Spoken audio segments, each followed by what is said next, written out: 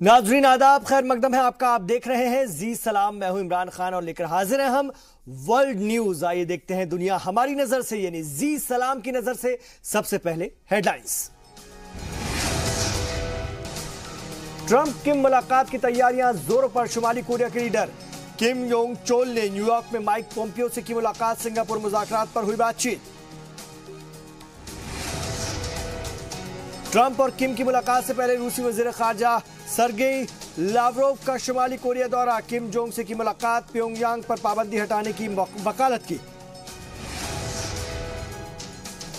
Spain में वजीर आजम Mariano रिजवाई की कुर्सी खतरे में। कंजर्वेटिव हुकूमत के खिलाफ पार्लियामेंट में no confidence motion. Socialist party ने मांगा पीएम रिजवाई का इस्तीफा।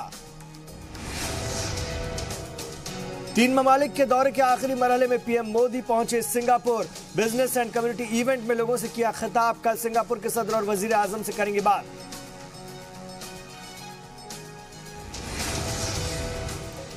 और यूरोप में इस्लामोफोबिया का असर। डेनमार्क में बुर्के और नकाब पर लगाई गई पाबंदी। डेनिश पार्लियामेंट ने कानून पास किया, बुर्का पहनने वालों पर लगेगा जुर्माना।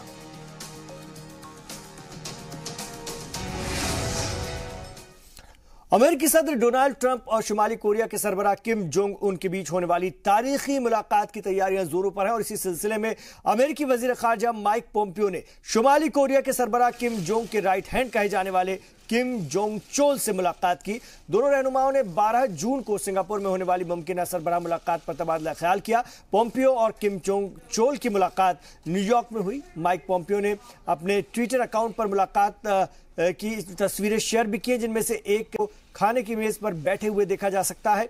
अपने ट्वीट पर अमेरिकी वजीर खारजा ने लिखा है कि किम योंग चोल के साथ खाने पर हुई मुलाकात अच्छी रही। वहीं सदर ट्रंप ने यह इस मुलाकात को मुस्बत बताया है। आपको बता दें कि 12 जून को सिंगापुर में अमेरिकी सदर ट्रंप और शुमाली कोरिया के सरबराह किम जोंग के बीच मुलाकात होने वाली है। Our Secretary of State has had very good meetings. He's meeting again today. I believe they'll be coming down to Washington on Friday, and a letter is going to be delivered to me from Kim Jong-un. So I look forward to seeing what's in the letter, but it's very important to them. So they'll be probably coming down to Washington, D.C. on Friday for the delivery of a letter. I look forward to that. Other than that, the economy is good. Stock market's up. A lot of jobs. Best unemployment we've had in many, many decades, actually. And we're going to Dallas. We're going to Houston. And we're going to have a little fun today. Thank you very much. उधर अमेरिकी सदर Donald Trump और शुमाली Korea के सरबराह Kim Jong Un के बीच मुजव्वजा मुलाकात से पहले रूसी वजीर खारजा सरगेई लावरोव नॉर्थ कोरिया के दौरे पर हैं। सरगेई लावरोव शुमाली कोरिया के वजीर खारजा री योंग हो की दावत पर प्योंगयांग पहुंचे हैं। लावरोव ने प्योंगयांग में शुमाली कोरिया के सरबराह किम जोंग उन से मुलाकात की और दोनों लीडरों के बीच आपसी रिश्तों के अलावा कोरियाई जजीरे को ड्यून्यूक्लियराइज करने पर भी बातचीत हुई। 2009 के बाद सरगेई लावरोव पहली बार शुमाली कोरिया का दौरा कर रहे हैं। सरगेई लावरोव ने कहा कि शुमाली कोरिया पर लगी पाबंदी हटनी चाहिए ताकि प्योंगयांग अपने जौहरी प्रोग्राम बंद करने के बारे में लाहे अमल तैयार कर सके। सियासी माहिरीन का कहना है कि लावरोव किम जोंग की मुलाकात के बाद वाज़ेह हो जाती कि रूस कोरिया जजीरे के डिप्लोमेटिक गेम में शामिल होना चाहता है। Очевидно, что начиная весь разговор о решении проблемы ядерной проблемы। ये बात वाज़ह है कि कोरियाई जजीरे में अमन कायम करने के लिए डी-न्यूक्लियराइजेशन पर बातचीत जरूरी है, लेकिन हालात बेहतर करने के लिए शुमाली कोरिया पर पाबंदी खत्म होनी चाहिए। डी-न्यूक्लियराइजेशन एक बार में मुमकिन नहीं, इसे मरहलेवार खत्म किया जा सकता है।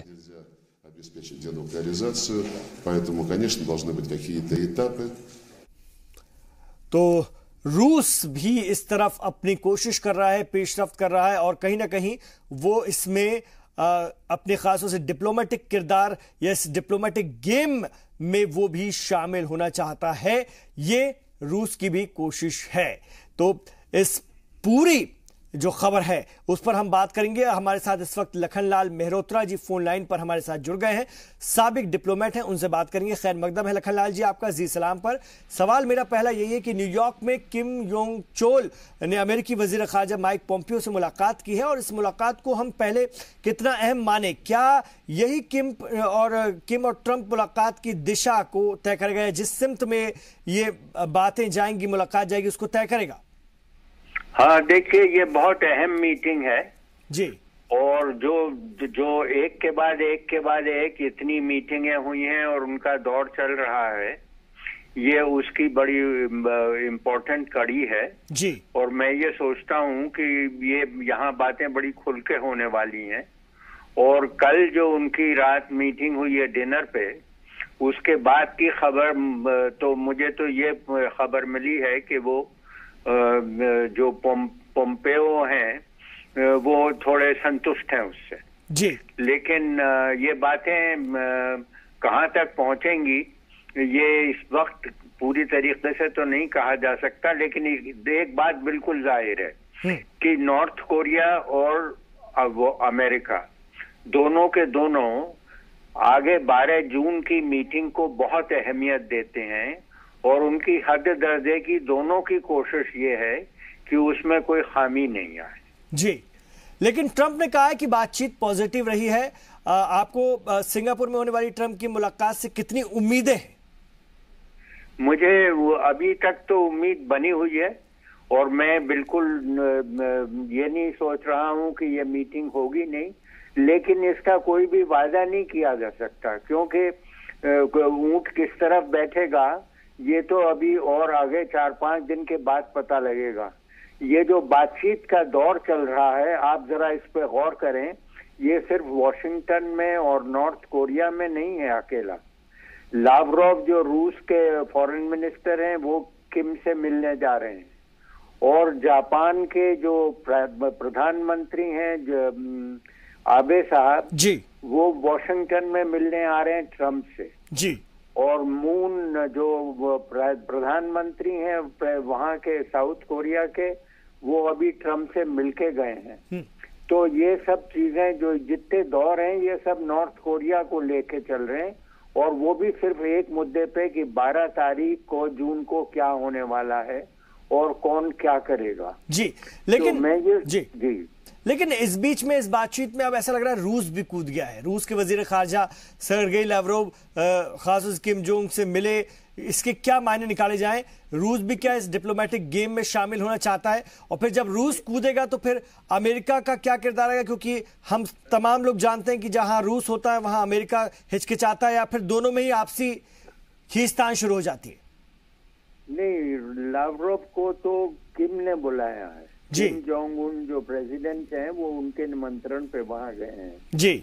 और किम उनसे यही कहेंगे, पूछेंगे, उनकी राय लेंगे कि आप मुझे ये बताइएगा कि मैं डीन्यूक्लियराइजेशन की शर्त को अमेरिका के मानूं कि नहीं मानूं। अब लावरोव क्या कहेंगे उस पर ये तो मेरा बिल्कुल कोई मैं नहीं सोच सकता हूं, लेकिन लावरोव को जितना मैं जानता हूं और रूस की जितनी नीतियों को मैंने अभी तक समझा है जी, वो जरूर ये चाहते हैं कि किसी न किसी तरीके से नॉर्थ कोरिया में जो न्यूक्लियर मॉन्स्टर आकर के बैठ गया है जी, ये इससे छुटकारा मिले तो जरा वहां टेंशन कम हो जाए उस रीजन में। ठीक है। तो मेरा ये अंदाज है कि वो इस मीटिंग के खिलाफ नहीं बोलेंगे। बहुत अहम बात आपने की, बहुत शुक्रिया इस पूरी बातचीत के साथ जुड़ने के लिए, आपका अपनी अहम राय रखने के लिए। तो अब देखना ये बेहद दिलचस्प होगा कि 12 जून को क्या कुछ होता है। सभी की निगाहें इसी पर मरकूज है। समझना चाहता है कि आगे के लिए क्या कदम होंगे दोनों मुल्कों की जानिब से। अमेरिकी सदर डोनाल्ड ट्रंप और शुमाली कोरिया के सरबराह किम जोंग उन के बीच बातचीत को लेकर तैयारियां जोर शोर से चल रही हैं। हालांकि इस मुलाकात की जगह को लेकर अभी भी कोई इंकशाफ नहीं हुआ है। वहीं उम्मीद जताई जा रही है कि यह मुलाकात सिंगापुर के मशहूर और आलीशान होटल शंग्रीला या फिर मरीना बे सैंड में हो सकती है। ऐसा इसलिए भी है क्योंकि दोनों ही जगहों पर सिक्योरिटी के खास इंतजाम किए गए हैं और वहां पर आला अफसरों का आना जाना लगातार बना हुआ है। ट्रंप किम बातचीत से पहले अमेरिका के वजीर दिफा जिम मॉटिस शंग्रीला होटल पहुंचे और सिक्योरिटी का जायजा लिया। यहां पर इस बातचीत से जुड़ी खबरों को कवर करने वाले सहाफियों का भी रजिस्ट्रेशन किया जा रहा है। होटल के चारों तरफ सादी वर्दी में भी सिक्योरिटी अफवाज को तैनात किया गया है। आपको बता दें कि जून में सिंगापुर में काफी तादाद में सयाह आते हैं। हालांकि जानकार मानते हैं कि दोनों लीडरों के बीच होने वाली बातचीत से यहां की सयाहत मुतासिर नहीं होगी। एक छोटा सा वक्फा, लौटेंगे, आप देखते रहिए वर्ल्ड न्यूज।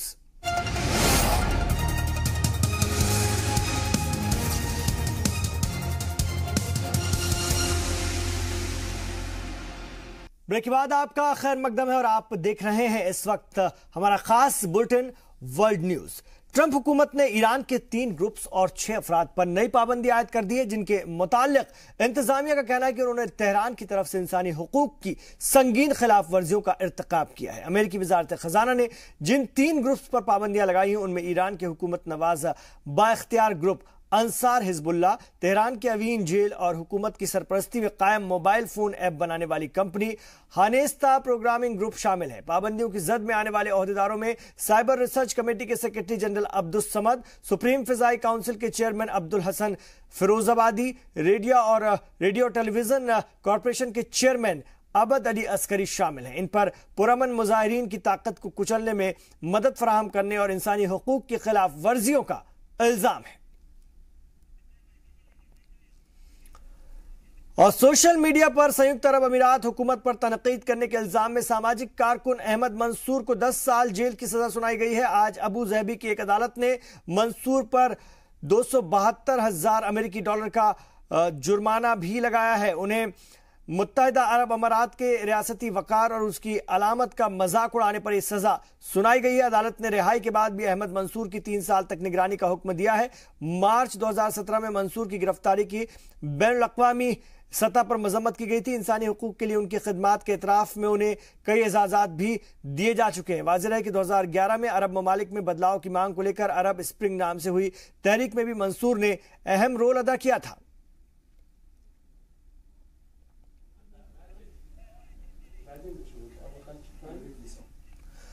और रूस के सहाफी आर्काडी बाबचेंको की मौत की खबर झूठी निकली। बाबचेंको की मौत की खबर यूक्रेन ने फैलाई थी। यूक्रेन ने कहा था कि बाबचेंको को कीव में गोली मारकर कत्ल कर दिया गया है, जिसके बाद आर्काडी बाबचेंको ने खुद मीडिया के सामने आकर इस खबर को झूठ बताया। सहाफी की मौत की झूठी खबर फैलाने के लिए यूक्रेन पर सख्त तनकीद हो रही है। बताया जा रहा है कि यूक्रेन ने एक साजिश के तहत इस झूठ को फैलाया था।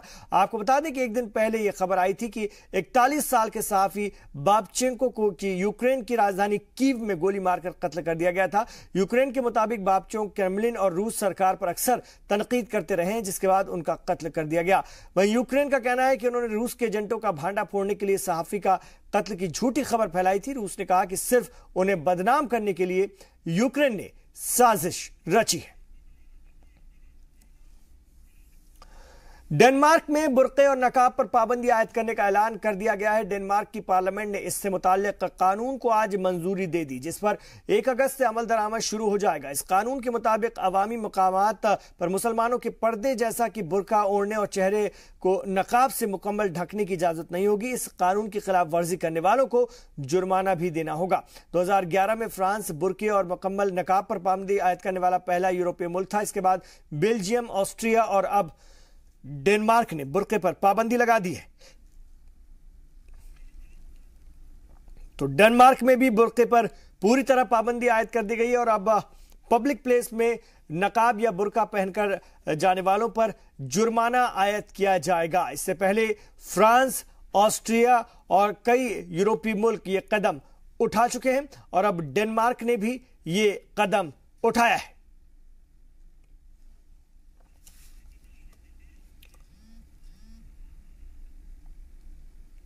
और अब सऊदी अरब में उम्रा के लिए आने वाले ज़ायरीन अगर वीजे की म्याद के ज्यादा से ज्यादा रहेंगे तो उन पर जुर्माना लगेगा। सऊदी अरब के जनरल डायरेक्टर बराए पासपोर्ट के मुताबिक सऊदी में अब ज्यादा दिन के क़याम पर 50,000 सऊदी रियाल जुर्माना और 6 माह कैद तक की सजा का सामना करना पड़ सकता है। सऊदी हुकूमत ने एक बयान जारी करके तमाम गैर मुल्की ज़ायरीन को तलकीन की कि वो अपने तयशुदा सफरी शेड्यूल के मुताबिक वीजे के खात्मे से कबल अपने मुल्क को लौट जाए।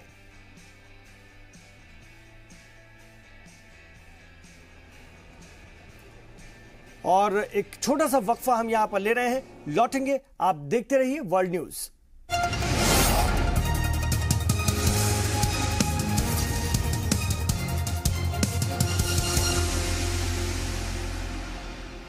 आप देख रहे हैं वर्ल्ड न्यूज। इटली में सियासी बहरान जारी है और इस बीच हुकूमत साजी के लिए अवामी पसंदों की 5 स्टार मूवमेंट ने एक नई तजवीज पेश कर दी। इस तहरीक के सरबराह लुइजी डी मायो ने कहा है कि निगरान हुकूमत के कयाम को रोकने की खातिर उनकी तहरीक और उनका हलीफ दाएं बाजू का सियासी इत्तेहाद मुतनाज़ा सियासतदान पाओलो सावन्ना की बजाय किसी और को वजीर इक्तिसादियात बनाने पर तैयार है। इससे कबल इटली के सदर सर्जियो मात्तारेला ने सावन्ना का नाम मुस्तरद करते हुए कहा था कि वो यूरोजोन से निकलने की बात करने वाले किसी शख्स को मुल्क की काबीना में कबूल नहीं कर सकते। अभी तक दाएं बाजू के इत्तेहाद में शामिल जमात लीग की जानिब से डी मायो को इस तजवीज़ पर कोई रद्दअमल सामने नहीं आया है।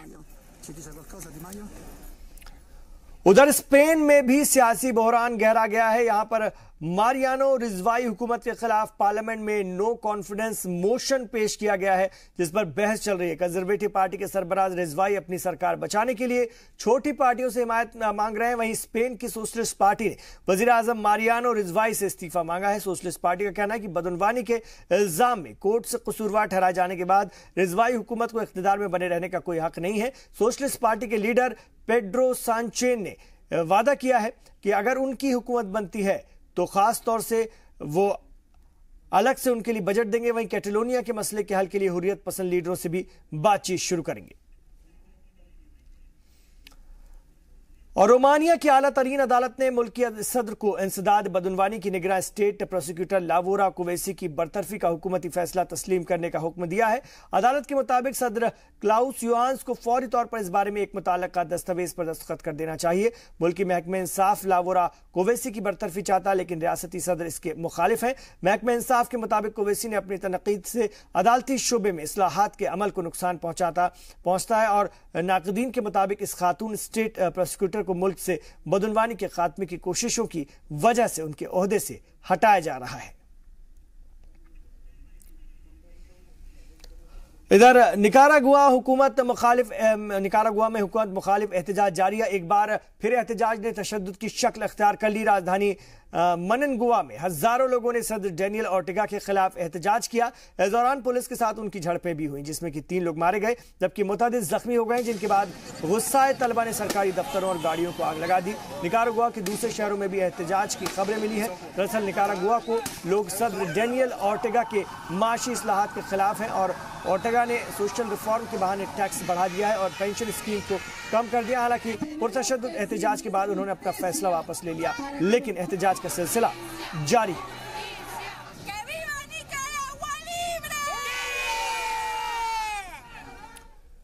स्पेनिश क्लब रियल मैड्रिड को पिछले हफ्ते लगातार तीसरी बार चैंपियंस लीग का खिताब दिलाने वाले फ्रेंच कोच जिनेदिन जिदान ने अपने ओहदे से इस्तीफा देकर सभी को हैरानी में डाल दिया है। जराये के मुताबिक फ्रांस की नेशनल टीम के साबिक कोच 45 साल जिदान ने अपने इस्तीफे का ऐलान कर दिया। आज पिछले शनिचर को खेले गए मैच में रियल ने लिवरपूल को 3-1 से हराकर लगातार तीसरी बार चैंपियंस लीग खिताब जीता था। ऐसे में जिदान पहले ऐसे कोच बन गए जिनकी क़यादत में क्लब ने लगातार 3 बार लीग खिताब जीता है। आपको बता दें कि वर्ल्ड कप फातेह फ्रांस की टीम के रुकन रह चुके जिदान पर ला लीगा की फातेह बार्सिलोना से पिछड़ने के बाद चैंपियंस लीग जीतने का काफी दबाव था, जिसे उन्होंने शानदार अंदाज में पूरा कर दिखाया।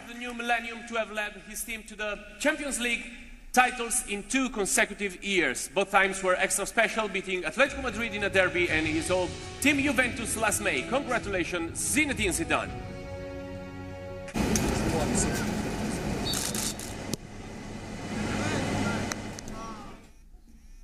तो इन तमाम खबरों पर हमारी नजर बनी हुई है। आप देखते रहिए जी सलाम।